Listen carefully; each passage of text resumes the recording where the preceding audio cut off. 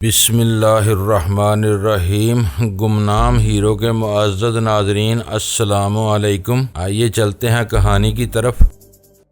احتیاط ضروری ہے کہ جہانگیر کو اپنا نام کا آخری حصہ ظاہر کیا ہے۔ یہاں میرا پورا نام انور جہانگیر ہے۔ ویسے بھی پولیس کو پرائیویٹ اسپتالوں کا خیال نہیں آئے گا۔ وہ زیادہ سے زیادہ ان اسپتالوں کی چھان بین کر لیں گے جہاں سے میڈیکو لیگل کیس ہوتے ہیں۔ ہماری طرح دور از کار اندیشوں میں اپنا خون خشک کرنے کا قائل نہیں ہوں۔ میں نے اسے اپنے ہوٹل کے بارے میں آگاہ کرنے کے ساتھ ساتھ یہ بھی بتا دیا کہ ہم سب پہلی فرصت میں ہوٹل کو خیر باد کہہ کے اس کے گھر میں منتقل ہونے کا ارادہ رکھتے ہیں۔ جہانگیر کے پاس طے شدہ وقت گزارنے کے بعد میں وہاں سے رخصت ہو گیا۔ نیچے گاڑی میری منتظر تھی۔ اسپتال سے روانہ ہونے کے بعد مجھے یہ جان کر خوشی ہوئی کہ کرایہ دار کی ترجیحات کی فہرست زیادہ طویل نہ ہو اور وہ کرائے کی مالیت کے بارے میں بہت زیادہ حساس نہ ہو تو ایک دن کی بھاگ دوڑ میں کوئی نہ کوئی بندوبست ہو سکتا تھا۔ بہتر تو یہی ہوتا کہ ہم براہ راست اپنے فلیٹ میں منتقل ہوتے، لیکن ہمارے پاس رقم نہیں تھی۔ جہانگیر نے فیکٹری سے سمیٹ کر جو کچھ ہمارے حوالے کیا تھا وہ 2-3 دن سے زیادہ ہمارا ساتھ نہیں دے سکتا تھا۔ سلمہ کی تجوری سے اپنی خطیر رقم حاصل کرنے کے لیے ہمارا ایک مرتبہ جہانگیر کے گھر جانا ضروری تھا۔ اسی پیشگی جائزے اور دیکھ بھال کے بغیر ہم چاروں کا اچانک جہانگیر کے گھر پہنچنا مناسب نہیں تھا۔ میں نے فیصلہ کیا کہ پہلے میں خود وہاں جاؤں گا اور ماحول سازگار ہو تو شام کا دھندل کا پھیلنے کے بعد ہم چاروں وہاں منتقل ہو جائیں گے۔ میرے ارادے سے واقف ہوتے ہی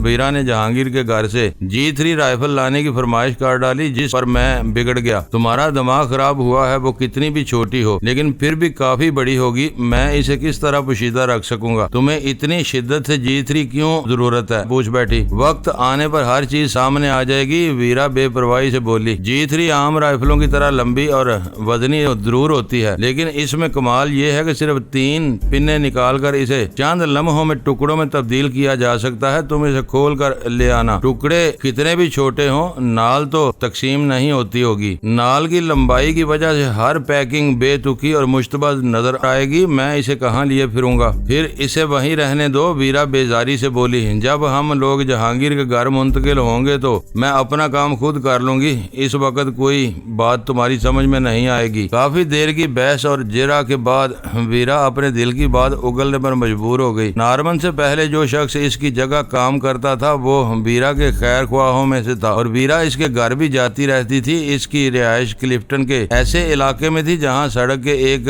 طرف کشادہ اور خوبصورت مکانات تھے اور دوسری طرف کثیر المنزلہ رہائشی عمارات کا سلسلہ پھیلا ہوا تھا۔ اس مکان کی دونوں خوابگاہوں میں دیواروں کی جگہ بڑے بڑے شیشے آویزاں تھے، جن میں سے اونچی عمارتوں کے بیشتر فلیٹ نظر آتے تھے۔ ویرا کا اندازہ تھا کہ ان عمارتوں کے فلیٹوں سے وہ خوابگاہ بھی اسی طرح نظر آتی ہوں گی اور شیشوں پر پردے کھینچے ہوئے ہونے کے باوجود اندر کی روشنی میں ہر متحرک حیبلہ آسانی سے دیکھا جا سکتا ہوگا۔ کونسل خانے کے ملازمین کے لیے سرکاری طور پر گھروں کا بندوبست کیا جاتا تھا۔ اگر نارمن کو اس کے پیش رو کا خالی مکان دیا گیا تھا تو ویرا رہائشی عمارات کے کسی حصے میں داخل ہو کر دوربین اور G3 کی مدد سے نارمن کو ہلاک کرنے کا ارادہ رکھتی تھی، کیونکہ معاملات کو بگاڑنے میں اسی نے پہل کی تھی اور وہ سزائے موت کا حقدار تھا۔ یہ سراسر دیوانگی ہے۔ سلطان شاہ نے اس کے منصوبے سے واقف ہوتے ہی فتویٰ دے دیا۔ کلفٹن کی بڑی عمارتوں میں چوکیداری کا نظام اتنا عمدہ ہے کہ کوئی اجنبی برے ارادے سے وہاں نہیں گھس سکتا۔ اسی وجہ سے وہاں کرائے زیادہ ہیں۔ تم G3 سمیت پکڑی گئی تو تمہیں کوئی بھی قانون کی گرفت سے نہیں بچا سکے گا۔ ساری پوچھ گچھ مردوں سے ہوتی ہے، باوقار عورتوں سے کوئی کچھ نہیں پوچھتا۔ میں غزالہ کے ساتھ جاؤں گی، تم دونوں میں سے کسی کو فکر مند ہونے کی ضرورت نہیں۔ بس مجھے یہ یقین ہو جائے کہ نارمن اسی مکان میں مقیم ہے جو میرے ذہن میں ہے۔ تم اپنے ساتھ غزالہ کو بھی مرواؤ گی؟ میں نے احتجاج کیا۔ میں غزالہ کو نہیں مرواؤں گی بلکہ وہ مجھے نکال لائے گی۔ اس نے برطانیہ میں شیع کے گنڈوں کے جو چھکے چھڑائے تھے، ان کی کہانیاں مجھے اب تک یاد ہیں۔ وقت آنے پر دیکھا جائے گا۔ سلطان شاہ بڑبڑایا۔ تمہیں کسی بھی وقت کسی بھی قیمت پر ایسا خطرہ مول لینے کی اجازت نہیں دی جا سکتی۔ نارمن تو ویسے ہی وحشت کے عالم میں موت سے بدتر زندگی گزار رہا ہوگا۔ اسے مار کر ہمیں کوئی فائدہ نہیں ہوگا۔ تم کس کھیت کی مولی ہو کہ میں تم سے اجازت لیتی پھروں؟ میں جو کچھ کر رہی ہوں اس کا فائدہ خود سمجھتی ہوں۔ نارمن کے مرنے سے دوسروں کے حوصلے پست ہو جائیں گے۔ میں نے اس وقت خاموش رہنا ہی مناسب سمجھا۔ وہ ایک غیر یقینی معاملے پر قبل از وقت بحث تھی۔ وقت آنے پر ویرا کو سمجھایا جا سکتا تھا۔ ان تینوں کو براہ راست ہوٹل پہنچنے کی ہدایت کر کے میں راستے میں ہی اتر گیا۔ ان کے چلے جانے کے بعد میں نے ایک ٹیکسی پکڑی اور جہانگیر کے گھر کی طرف روانہ ہو گیا۔ بظاہر وہ ایک آسان سی مہم تھی اور میری جیب میں بیم گن بھی موجود تھی، لیکن میرے دل میں کئی انجانے خطرات جنم لے رہے تھے۔ میں خاموشی سے ٹیکسی میں نیم دراز ان منفی خیالات سے لڑتا رہا اور پھر اپنی منزل سے ایک گلی پہلے ہی ٹیکسی والے کو فارغ کر دیا۔ وہ علاقہ ویسے بھی عام طور پر سنسان رہتا تھا، لیکن اس وقت مجھے جہانگیر کے مکان پر محیب سکوت کی فرمانروائی نظر آ رہی تھی۔ شاید اس کا سبب یہ تھا کہ مجھے اس مکان کے غیر آباد ہونے کا علم تھا اور ان اطراف میں ہونے والی خون ریزی میں میرا بہت مؤثر کردار تھا۔ میں جو ہی بند پھاٹک کے قریب رکا مجھے اندیشہ۔ اندر پختہ فرش پر وزنی جوتوں کی آواز آئی۔ میرے دستک دیتے ہی اندر سے ایک درست آواز ابھری، کون ہے؟ دروازہ کھولو، میں اس مکان کا مالک ہوں۔ آس پاس میدان صاف دیکھ کر میں نے وہ اعلان کرنے میں ذرا بھی ہچکچاہٹ محسوس نہیں کی۔ کھٹکنے کی پرشور آواز کے ساتھ پھاٹک کی ذیلی کھڑکی کھول دی گئی۔ اگلے ہی لمحے صفاقانہ نقوش نگار والا ایک باوردی محافظ میرے سامنے تھا۔ اس کے بائیں ہاتھ میں دبا ہوا موزر کسی کھلونے کی طرح حقیر نظر آ رہا تھا، کیونکہ وہ گارڈ بذات خود بہت گرانڈیل اور قدآور تھا۔ میں نے خاموشی سے سیکیورٹی کمپنی کا جاری کیا ہوا کارڈ اس کی طرف بڑھا دیا۔ اس نے کارڈ کو الٹ پلٹ کر غور سے دیکھا اور پھر غیر فطری سے احترام کا مظاہرہ کرتے ہوئے میرے لیے راستہ چھوڑ دیا۔ اس کے قریب سے گزرتے ہی مجھے اس کا دوسرا ساتھی بھی نظر آ گیا جو اپنی ٹی ٹی کے ساتھ کیبن کی اوٹ میں کھڑا ہوا تھا۔ پھاٹک کی ذیلی کھڑکی بند کر کے ان دونوں نے فرش پر ایڑیاں بجا کر فوجی انداز میں سلام کیا اور سیدھے کھڑے ہو گئے، جیسے مجھ سے متعدد سوالات کی توقع کر رہے ہوں۔ تم لوگوں کے یہاں آنے کے بعد کوئی یہاں آیا تھا؟ میں نے پوچھا۔ پرسوں تک لوگ چلے آ رہے تھے، ہر آدمی مالک اور اس کے رشتہ داروں کے پتے پوچھ رہا تھا۔ ہم لوگوں کو خود کچھ معلوم نہیں تھا، ان لوگوں کو گیٹ ہی سے بھگا دیا گیا۔ دراز قامت نے بتایا، بس کل کا دن ایسا گزرا ہے کہ کسی نے ہمیں پریشان نہیں کیا۔ آنے والوں میں کوئی غیر ملکی بھی تھا؟ میں نے سوال کیا۔ وہ اپنے سر کو اسبات میں جنبش دیتے ہوئے بولا، پرسوں سب سے آخر میں وہی آیا تھا، دبلا پتلا اور لمبا سا انگریز تھا، اینک لگاتا ہے، ٹوٹی پھوٹی اردو بھی بول لیتا ہے۔ وہ کیا کہہ رہا تھا؟ میں ایلن کی آمد سے متعلق ہر بات جان لینا چاہتا تھا۔ وہ بھی دوسروں جیسے سوال کر رہا تھا، لیکن جاتے ہوئے ایک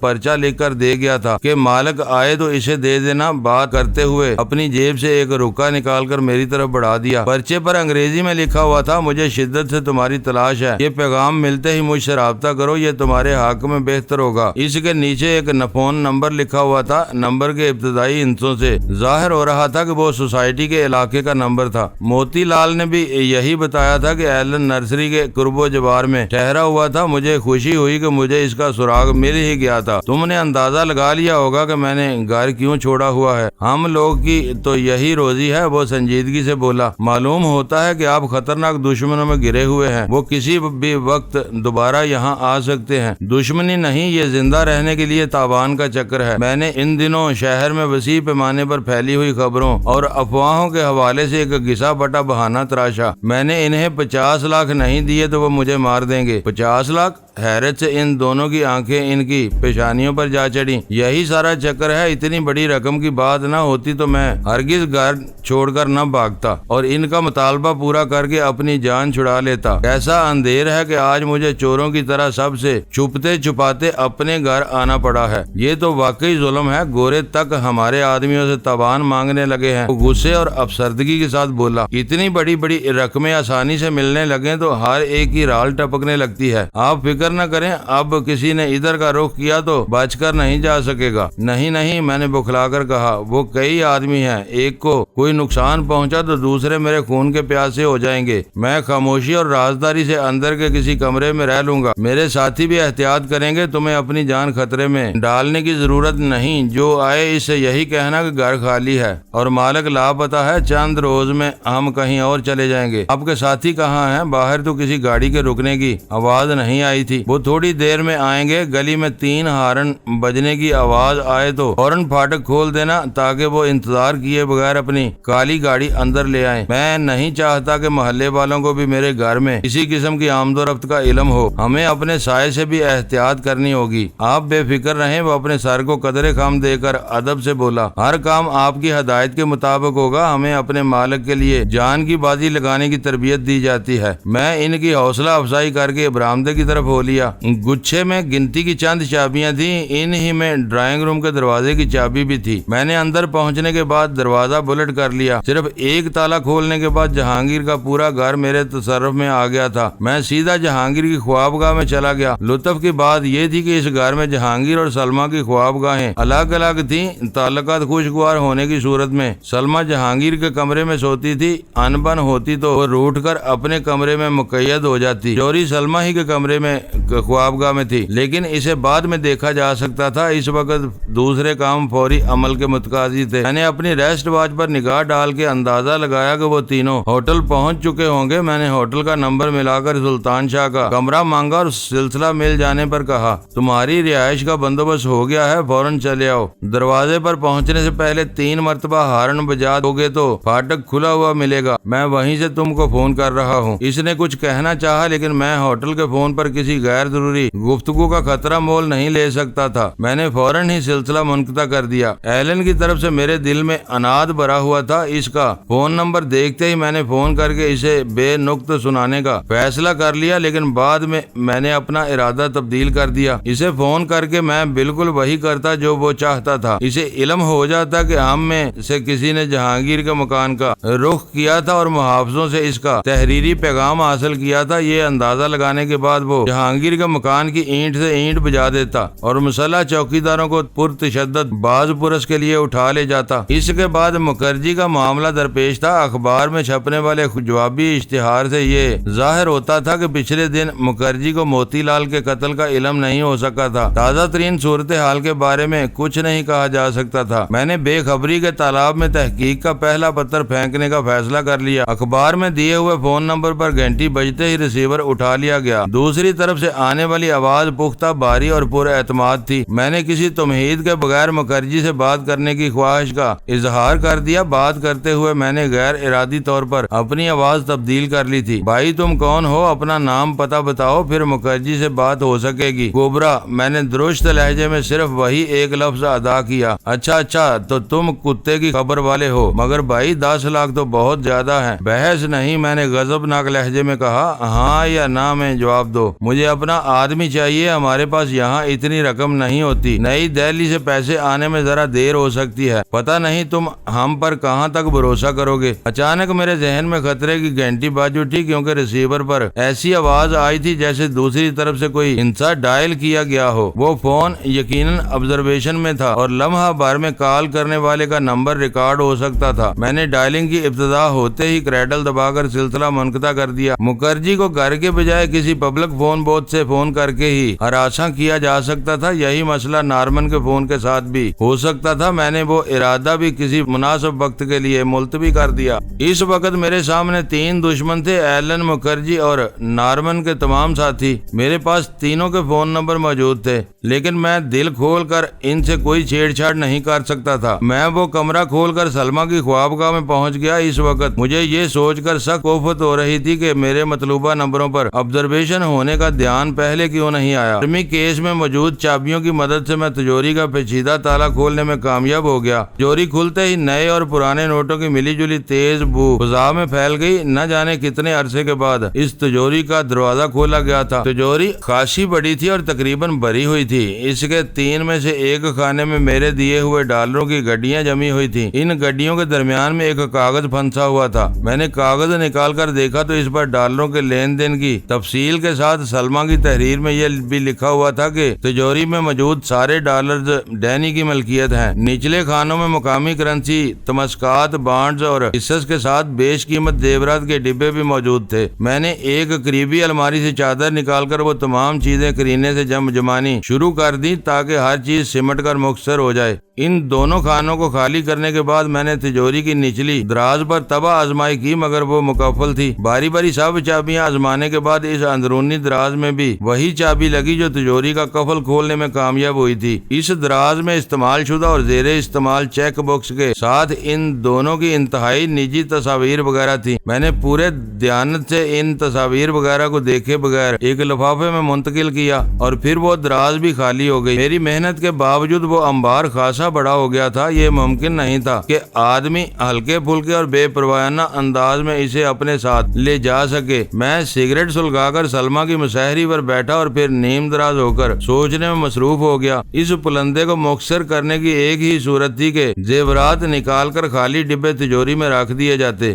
اس طرح بعض نازک زیورات کے ٹوٹنے کا خدشہ ضرور تھا، مگر انہیں آسانی سے باہر نکالا جا سکتا تھا۔ نقصان رسیدہ زیورات کو معمولی سے اخراجات کے بعد ٹھیک کرایا جا سکتا تھا۔ جہانگیر نے مجھے اپنی چار دیواری میں وہی ایک کام بتایا تھا۔ میں اسے آخر پر چھوڑنے کے بجائے سب سے پہلے پایا تکمیل کو پہنچانا چاہتا تھا۔ پھر میں نے فون کر کے جہانگیر سے مشورہ کرنے کا فیصلہ کیا اور دوبارہ اسی کی خوابگاہ میں چلا گیا جہاں دونوں فون موجود تھے۔ معلوم ہوتا ہے تم گھر ہی سے فون کر رہے ہو۔ ریسیور پر جہانگیر کی چہکتی ہوئی آواز گونجی۔ تھوڑی ہی دیر میں اس کی ساری قنوتیت دم توڑ چکی تھی۔ تمہارا ریڈار بالکل ٹھیک کام کر رہا ہے، مسئلہ یہ ہے کہ سلمہ کی چیزیں ڈبوں سے نکالنی پڑیں گی، ڈبوں کا پھیلاؤ بہت زیادہ ہے، میں نے اشاروں میں کہا۔ سب کچھ برباد ہونے سے بہتر ہے کہ کچھ بچا لیا جائے۔ مجبوری یہ ہے کہ خفیہ چیزوں کا بیمہ نہیں کرایا جا سکتا، یہ سب کچھ تحفظ کے بغیر ہے۔ ڈبوں کو آگ لگاؤ اور اپنی سہولت کے مطابق جو چاہو کرتے رہو۔ سلمہ کوئی اعتراض نہیں کرے گی۔ اگر مجھے اندازہ ہوتا کہ گھر پہنچنا اتنا آسان ثابت ہوگا تو میں بھی یہاں لیٹنے کی بجائے تمہارے ساتھ نکل پڑا ہوتا۔ ابھی صرف میں آیا ہوں، دوسرے آنے والے ہیں، بس دعا کرتے رہنا کہ ہم یہاں سے خیریت سے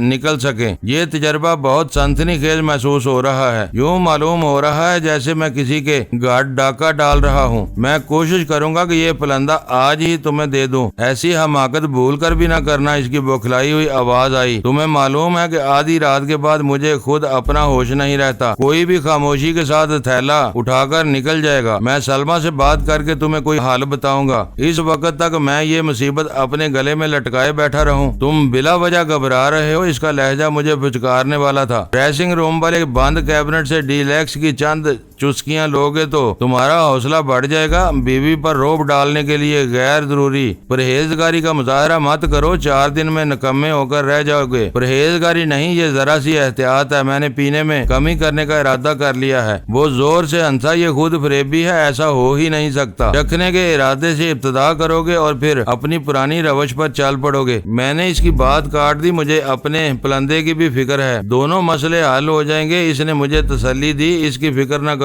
اس میں اتنا مال ضرور نکال لینا کہ 2-4 مہینے تک کوئی پریشانی نہ ہو۔ گفتگو طویل ہوتی جا رہی تھی۔ میں نے نہایت چابک دستی سے باتوں کا رخ موڑا اور پھر پہلا مناسب موقع میسر آتے ہی سلسلہ منقطع کر دیا۔ فون رکھتے ہی کہیں سے ہارن کی مانوس آواز ابری، وقفے وقفے سے وہی ہارن 3 بار بجا۔ فضا میں آہنی پھاٹک چھیڑ چھاڑ کی جھنکار گونجی اور میں نے ڈرائنگ روم کی طرف دوڑ لگا دی۔ میں نے بلٹ گرا کر ڈرائنگ روم کا دروازہ کھولا تو جہانگیر کی کالی اکاڑ گیٹ عبور کر کے پورچ میں آ رکی تھی اور آہنی پھاٹک بند کیا جا رہا تھا۔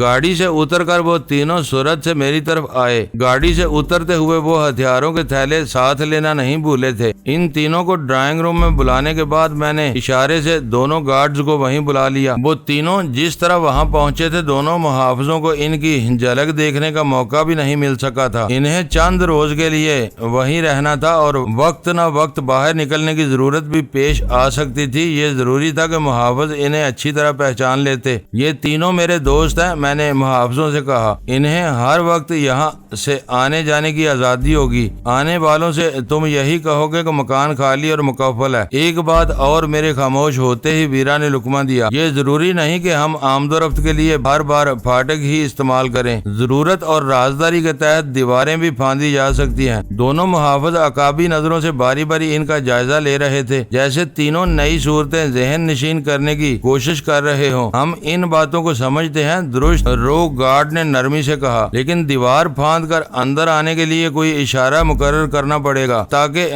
دوست اور دشمن کی تمیز ہو سکے۔ اشارہ بھی تم ہی تجویز کر دو تو بہتر رہے گا، میں نے کہا۔ اس نے اپنی جیب سے ایک چپٹی سی سیٹی نکال کے میری طرف بڑھا دی۔ فی الحال یہ ایک ہی ہے، کل میں دوسری بھی لا دوں گا۔ اس میں سے مینڈک کی ہلکی سی ٹراہٹ ابھرتی ہے، اس کی آواز سنتے ہی ہم سمجھ لیں گے کہ باہر کون ہے۔ میں نے سیٹی دانتوں میں دبا کے ہلکی سی پھونک ماری اور فضا میں مینڈک کی ادھوری آواز گونج کر رہ گئی۔ اس نے بہت آسانی سے ہمارا مسئلہ حل کر دیا تھا۔ ہمیں یہ سیٹی کمپنی دیتی ہے تاکہ خطرے کی صورت میں ایک دوسرے کو سگنل دے سکیں۔ سیٹی گم ہونے پر ہمیں 200 روپے جرمانہ دینا پڑتا ہے، دوسرے گارڈ نے سادگی سے کہا۔ میں نے فوراً ہی جیب سے 300 روپے نکال کر اسے تھما دیے۔ 200 جرمانے کے اور 100 روپے تمہارے انعام کے۔ تم نے ہماری ایک الجھن دور کر دی۔ وہ دونوں باہر نکلے ہی تھے کہ غزالہ نے سلطان شاہ کی کار کی ڈگی میں رکھا ہوا خورد و نوش کا سامان یاد دلایا۔ محافظوں کو پہلا انعام مل چکا تھا، اس لیے وہ بھی سلطان شاہ کے ساتھ لگ گئے اور 2 ہی چکروں میں سارا سامان ڈرائنگ روم میں آ گیا۔ میں نے دروازہ دوبارہ بند کر کے بلٹ کر دیا۔ سب لوگ اندر جانے کی بجائے ڈرائنگ روم ہی میں بیٹھ چکے تھے۔ میں نے بھی وہیں ایک صوفہ سنبھال لیا۔ تم نے یہاں آنے کے بعد کس کس کو فون کیا؟ ویرا نے پوچھا۔ میں نے تفصیل سے ان لوگوں کو اپنی بے نتیجہ کارکردگی سے آگاہ کر دیا۔ مکھرجی کے معاملات میں وقت ہاتھ سے نکلا جا رہا ہے۔ موتی لال کی لاش کی شناخت ہونے کے بعد وہ ہماری گرفت میں نہیں آ سکے گا۔ ہم اور کچھ نہیں کر سکتے تو اسے گھیر ہی لینا چاہیے۔ ویرا نے میری کہانی سننے کے بعد مضطربانہ لہجے میں کہا۔ ہم ایک اور کام کر سکتے ہیں، غزالہ نے اسے یاد دلایا۔ ایلن کا فون نمبر ہمارے قبضے میں آ چکا ہے۔ یہ درست ہے کہ ہماری طرف سے رابطہ ہوتے ہی وہ اس مکان پر چڑھ دوڑے گا۔ اگر ہم فون نمبر سے اس کے ٹھکانے کا پتہ لگا سکیں تو ہماری ایک ہی وار بھرپور ثابت ہوگا۔ نمبر دے دو، یہ کام میں کر لوں گا، سلطان شاہ نے پیشکش کی۔ ہاں، نمبروں کی ترتیب سے شائع ہونے والی ڈائریکٹری پر پتہ نہیں کہ کیا کیا مصیبت آئی ہوئی ہے جو برسوں سے نہیں چھاپی جا رہی۔ وہ ہوتی تو 2 منٹ میں بیٹھے بیٹھے پتہ مل جاتا، غزالہ نے کہا۔ سلطان شاہ ایلن کی کمین گاہ کا پتہ چلائے گا۔ میں نارمن کے گھر کا سراغ لگاتی ہوں۔ نارمن اسی گھر میں رہ رہا ہے تو آج شام وہ اپنی زندگی کے آخری لمحات پورے کر لے گا۔ ویرا نے ڈرائنگ روم میں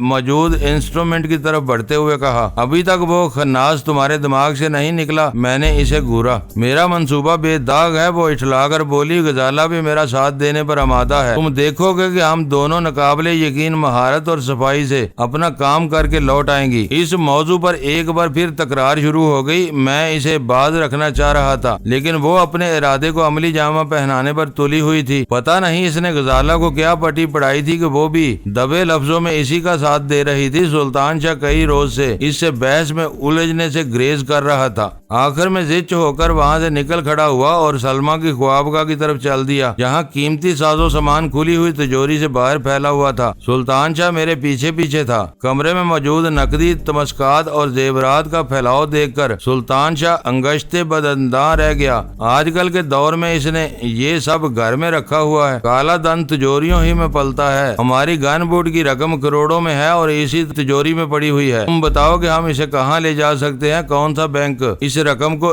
چون چرا کیے بغیر قبول کرے گا؟ ہمیں بھی اسے لاد کر گھومنا ہوگا۔ گن بوٹ کے ڈالروں کی تو پرواہ ہی نہ کرو، اس نے بے فکری سے کہا۔ کسی بھی بینک میں بھابھی کے نام سے لا کر لو اور پرانے اخبار میں چھوٹے چھوٹے پیکٹ بنا کر ڈالر وہاں ڈال دو اور بھول جاؤ۔ ضرورت پڑے تو اس میں سے تھوڑی تھوڑی رقم نکالتے رہو۔ تم نے کمال کر دیا، یہ تو بالکل سامنے کی بات ہے۔ جہانگیر بھی اس تجویز پر عمل کر سکتا تھا۔ یہ سب جلدی سمیٹو، ویرا آ گئی تو اس میں سے حصہ مانگ بیٹھے گی۔ دیوانے ہو گئے ہو، یہ جہانگیر کی امانت ہے، اس میں سے کوئی ہیر پھیر نہیں ہوگا۔ لیکن وہ گن بوٹ کی رقم پر ہاتھ رکھ سکتی ہے، سلطان شاہ بولا۔ کوئی فرق نہیں پڑتا، وہ بہت بڑی رقم ہے، میں اسے مایوس نہیں کروں گا۔ ہم دونوں نے تیزی کے ساتھ زیورات کے ڈبے خالی کر کے زیور یکجا کیے۔ سلطان شاہ نے خالی ڈبے تجوری کے خانے میں لگا دیے۔ میں نے جہانگیر کے ان اثاثوں کو اچھی طرح چادر میں لپیٹ کر مسہری کے نیچے سرکا دیا۔ پھر میں نے تکیہ کا ایک پرانا غلاف لے کر اپنے ڈالروں کی گڈیاں اس میں جمانی شروع کر دی۔ میں کسی مناسب وقت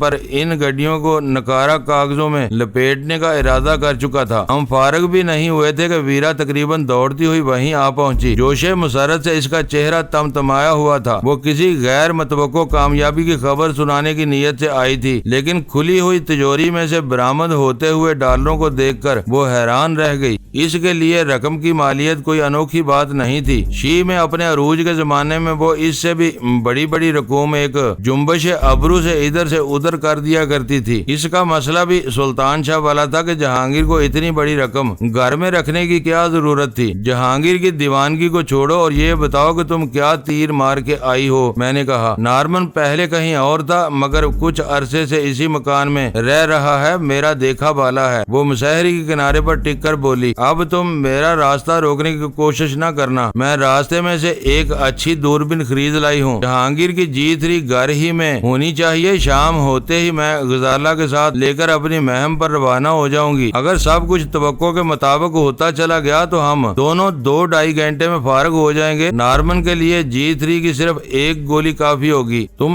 عمارت کے کس حصے سے اسے شکار کرنے کا ارادہ رکھتی ہو؟ آخر میں نے اس کی ضد کے آگے ہتھیار ڈالتے ہوئے پوچھا۔ رائفل اور دوربین کے ساتھ کھلی جگہ پر تو نہیں بیٹھا جا سکتا۔ سڑک کے رخ پر بنا ہوا ہر فلیٹ ہمارے لیے موزوں رہے گا۔ میں دوسری یا تیسری منزل کے کسی فلیٹ پر تالہ آزمائی کا ارادہ رکھتی ہوں۔ ویرا نے کسی تردد کے بغیر جواب دیا۔ تم فلیٹ میں گھسو گی، معلوم ہوتا ہے کہ آج کا تم خودکشی کا ارادہ کر چکی ہو۔ خودکشی نہیں، نارمن کشی کہو، وہ مسکرا کے بولی۔ اب میں تمہیں پورا پروگرام ہی بتائے دیتی ہوں۔ ہم دونوں کو اکٹھا جانا ہے۔ ہماری وجہ قطع دیکھ کر کوئی بھی ہمیں روکنے یا ہم سے باز پرس کرنے کی ہمت نہیں کرے گا۔ کسی نے پوچھ بھی لیا تو ہم ایک بین الاقوامی مارکیٹنگ کمپنی کے سرویر بن جائیں گے۔ ہمیں کسی فرضی مس ارم سے ملنا ہوگا۔ کھلی ہوئی G3 کے حصے ایک مضبوط گفٹ پیک کی صورت میں میرے پاس موجود ہوں گے۔ لفٹ سے 7ویں 8ویں منزل پر اترنے کے بعد زینوں سے نیچے آنا۔ بعد میں کسی کو شبہ بھی ہوا تو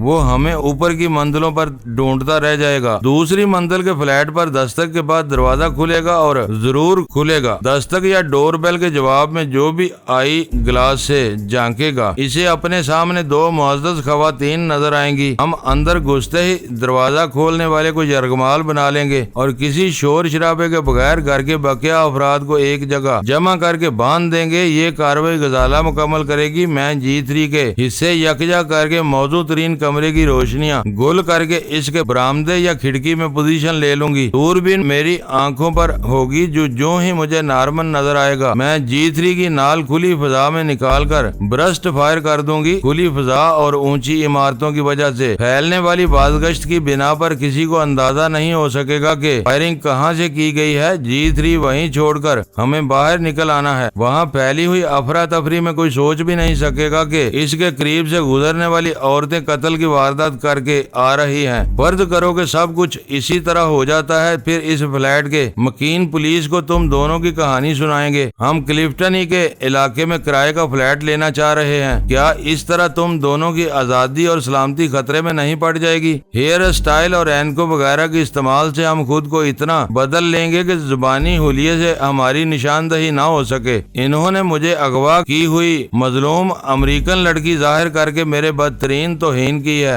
انہیں اس اہانت کی باری قیمت ادا کرنی ہوگی۔ میرا قیاس ہے کہ پولیس بھٹک جائے گی، بعد میں جو ہوگا دیکھا جائے گا۔ تمہیں معلوم ہے میں خطرات سے نہیں گھبراتی۔ تم اس منصوبے میں حصہ لینے کے لیے تیار ہو؟ میں نے غزالہ سے پوچھا جو اسی وقت دروازے میں آ کر کھڑی ہوئی تھی۔ مجھے اس میں کوئی قباحت نظر نہیں آتی، غزالہ نے اطمینان سے کہا۔ ہم کو صرف 15 منٹ تک فلیٹ میں رکنا ہے۔ اس دوران میں نارمن نظر نہ آیا تو مزید انتظار نہیں کیا جائے گا۔ فلیٹ میں مرد اور جوان لڑکے موجود ہوئے تو کیا بنے گا؟ ہتھیار کے سامنے ہر ایک کی دلیری دری رہ جاتی ہے۔